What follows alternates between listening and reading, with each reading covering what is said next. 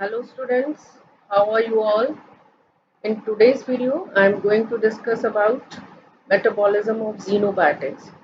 We'll be covering some important topics in this, like what is the concept of detoxification, what are phase 1 and the phase 2 reactions. Both in phase 1 reactions, we have oxidation, and there's a very important enzyme, monooxygenases is involved, or cytochrome P450. A short note on this can be asked, so you can prepare notes from this video as I have included all the important points of cytochrome P450. Then reduction reaction is there and hydrolysis is there in the phase 1 reactions. So we'll be seeing all the examples of this. Under the phase 2 reactions basically are the conjugation reaction. So in this basically what is there, that the often we are exposed to foreign chemicals that are known as xenobiotics, or we are exposed to some food additives, pollutants, sometimes pesticides, cosmetics, etc. So all these toxic substances, they are combined with the substances produced in our body like glucuronic acid, glutathione, etc., and they produce the less toxic, we can say, or easily excretable form. So basically we can say the overall purpose of these two phases of metabolism of xenobiotics is to increase their water solubility, or we can say polarity, and thus excretion from the body. So main aim is that as we often are exposed to these toxic chemicals, so they in the phase 2 reactions they combine with the substances produced in our body, for example glutathione, glucuronic acid, etc., and they are converted to the less toxic or easily excretable form. So this video has two parts. In the second part, I will be discussing the conjugation reactions and the role of the xenobiotics in different diseases. So do watch my second part also of this video. So now, what is xenobiotics? Xenobiotics are the chemical compounds that are foreign to human body. This refers to the series of biochemical reactions occurring in the body to convert the foreign, that is toxic compounds, to non-toxic or less toxic or more easily excretable forms. That's why this is also known as detoxification, because the toxic compounds are converted to the non-toxic or less toxic, we can say, or easily excretable forms. So major site is the liver, because all the enzymes are there for detoxification are there in the liver. So the detoxification reactions are carried out mainly in the liver, which is equipped with the enzyme machinery. As you all know that humans encounter thousands of xenobiotics that must be metabolized before being excreted. So a xenobiotic, xenos means stranger, it is a Greek word xenos. It is a compound that is foreign to the body. It can be exogenous, as I told you that as we are exposed to foreign chemicals like drugs, food additives, pollutants, pesticide, cosmetics, etc. So these are the exogenous compounds, xenobiotics we can say. And under the endogenous xenobiotics, there are also certain endogenous substances which are produced in the body, that is bilirubin. So it is produced, during the normal metabolism of RBCs. Then bile acids are also endogenous xenobiotics, as well as steroids also. So we'll be discussing all these in detail. Most of these compounds are highly lipophilic. So basically in this we can say that in the phase 1 reactions, this can convert the xenobiotic from inactive to the biologically active compound, so that we can also say the metabolic activation is taking place. So these may accumulate within the cells. All these endogenous substances, they accumulate in the cells and interfere with the cellular functions over a period of time.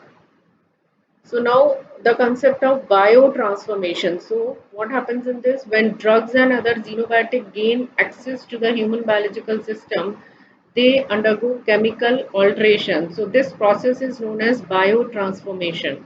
So the ability of the body to convert a xenobiotic into its excretory metabolite is called biotransformation.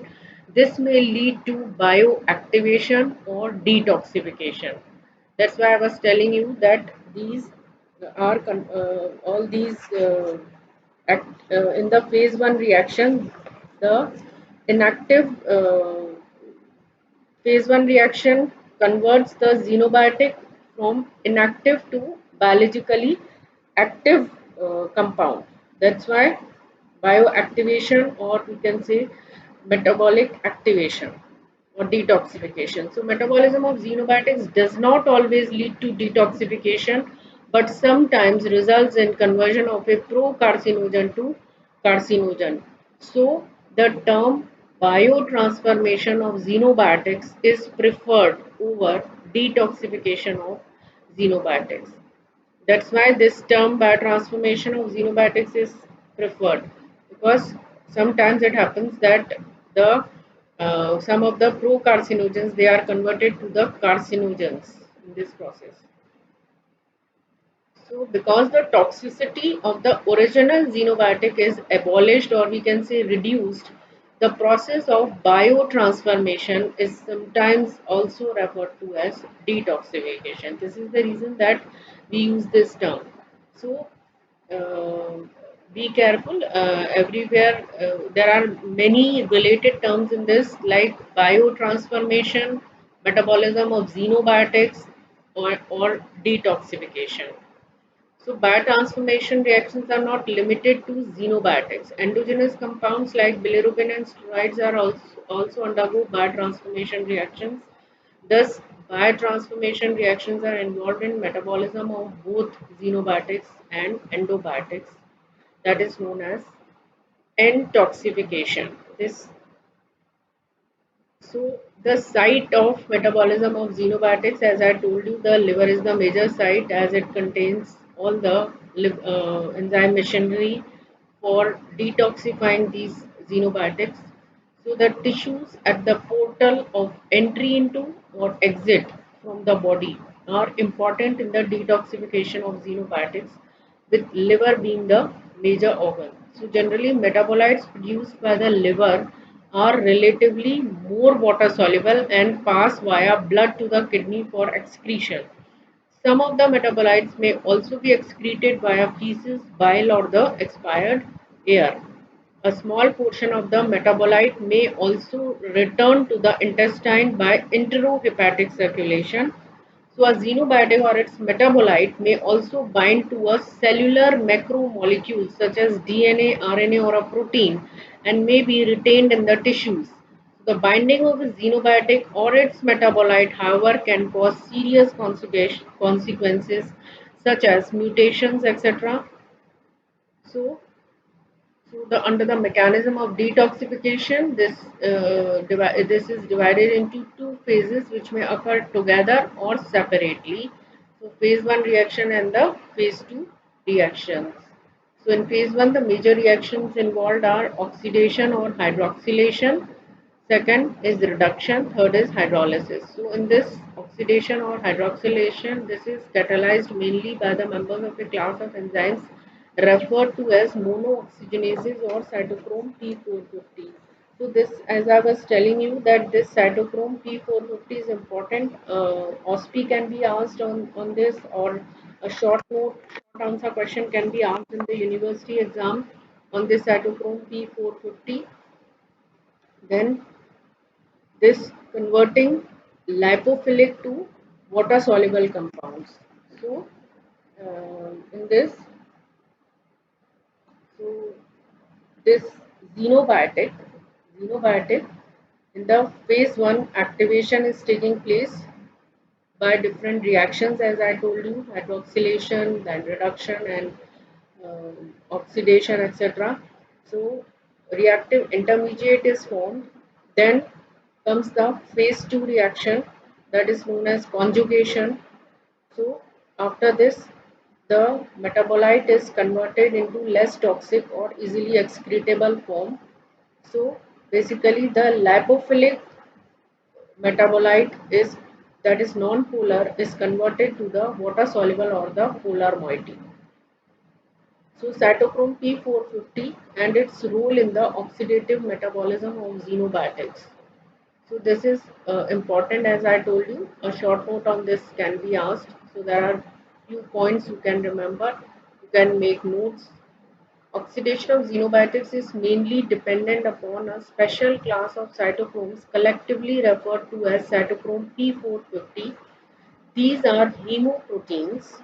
Basically, cytochrome P450 is not a single protein but a whole superfamily of heme containing proteins, each having 400 to 530 amino acids occurring in all the living organisms from bacteria to mammals.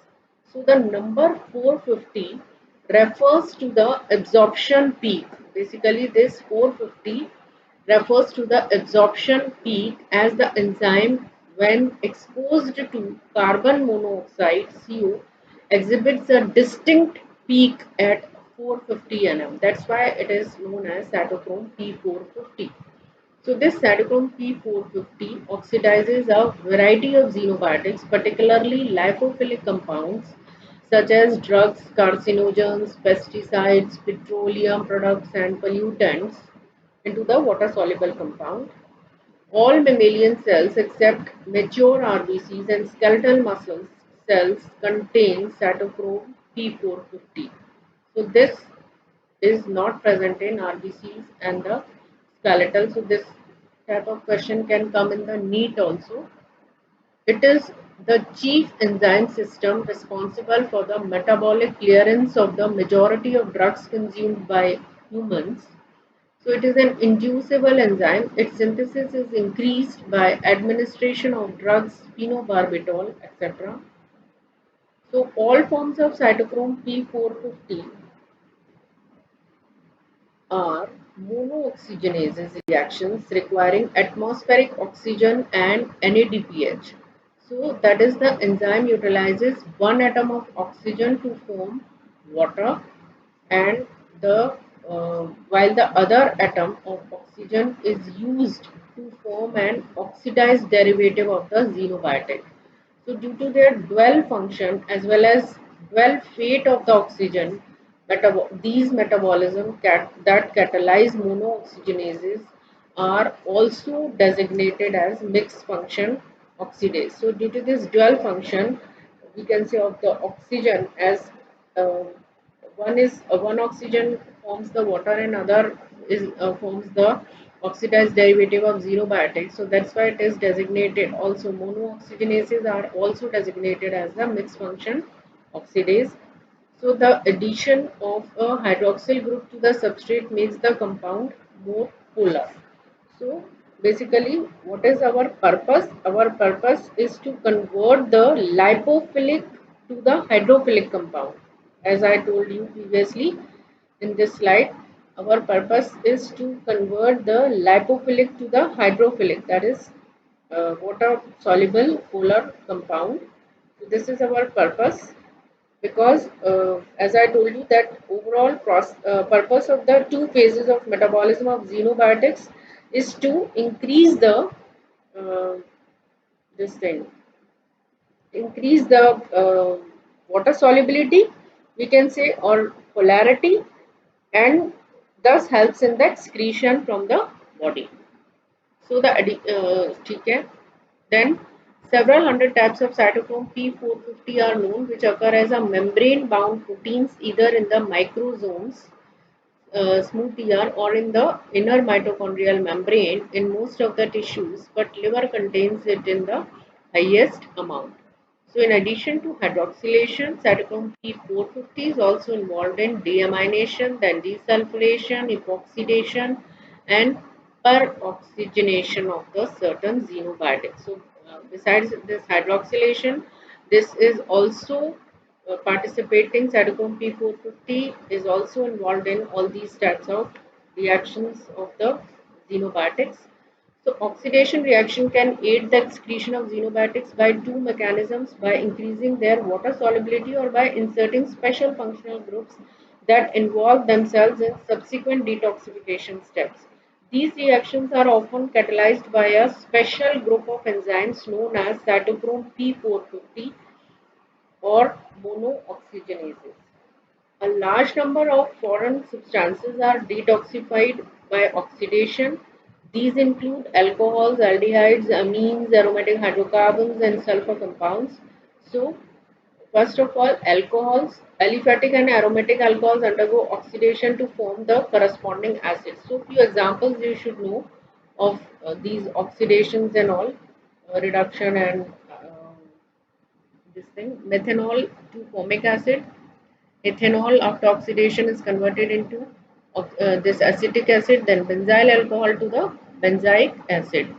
So aldehydes undergo oxidation to form the corresponding acids, benzaldehyde to benzoic acid, trichloroaldehyde to trichloroacetic acid, then amines and their derivatives, aliphatic amines are converted to the corresponding acids, then liberating ammonia, while aromatic amino acids are oxidized to phenols, for example, aliphatic amines to aliphatic acids, aniline to para-aminophenol, etc. Then aromatic hydrocarbons, benzene may be oxidized to mono, di, and trihydroxyphenol. So these are the few examples you can quote. If the aromatic hydrocarbons contain alkyl group, it is oxidized to acid. Then toluene is oxidized to benzoic acid. Then sulfur compounds, organic sulfur is oxidized to sulfuric acid. Drugs may be oxidized to their hydroxy derivatives. For example, meprobamate is a tranquilizer which is oxidized to hydroxymeprobamate and is excreted in the urine. This is the mechanism how drugs are detoxified. So immunosuppressant drugs like azathioprine and anti-cancer drugs like 6-MP are metabolized by oxidative reactions. So you should know these examples. You can quote these examples under the oxidation that these are metabolized by oxidation 6-MP and azathioprine. So azathioprine is first converted to 6-MP, which is oxidized by the enzyme xanthine oxidase to 6-thiouric acid. As you know that this is the uric acid is the catabolic product of purines, and this is the main enzyme of degradation xanthine oxidase. So xanthine oxidase inhibitors used in the treatment of gout therefore impede metabolism of these drugs. So detoxification of alcohol in liver also occurs by oxidative reactions catalyzed by two enzymes. So you should know the names of both these enzymes, alcohol dehydrogenase and the aldehyde dehydrogenase. The former, that is alcohol dehydrogenase, oxidizes ethanol to acetaldehyde, and which is further oxidized by this aldehyde dehydrogenase to acetyl CoA. So NAD is the cofactor for both these reactions, being reduced to NADH. Then methanol is also metabolized by the alcohol dehydrogenase and aldehyde dehydrogenase pathway, but it is converted into more toxic metabolite, for example, formaldehyde and formic acid. So therapeutically, we can say ethanol is used for treatment of methanol poisoning. The major group, now next is the reduction. Major group of compounds which are metabolized by reductive reactions are nitro compounds. So these are reduced to their amines. Example, nitrobenzene to aminobenzene. Aldehydes and ketones are reduced to the corresponding alcohols. Picric acid is reduced to picramic acid, whereas chloral is reduced to ethanol. So now next last is the hydrolysis. So the hydrolysis of the bonds such as ester glycoside and amide are biotransformed by hydrolysis and are important in the metabolism of xenobiotics. Aspirin after hydrolysis is converted into salicylic acid and acetic acid, then diisopropyl fluorophosphate to dialkyl phosphate, then acetanilide to aniline and diacetic acid, atropine to tropic acid and the tropine. So you should procaine to para-aminobenzoic acid. So you can learn 2-3 examples of each reaction. So the rest of the topic will be discussed in the next part, that is metabolism of xenobiotics part 2. In that, I'll be discussing about the diseases associated with this metabolism role of this xenobiotics in different diseases. So that is also very important part of this particular competency. So do watch my next video also on this. Thank you.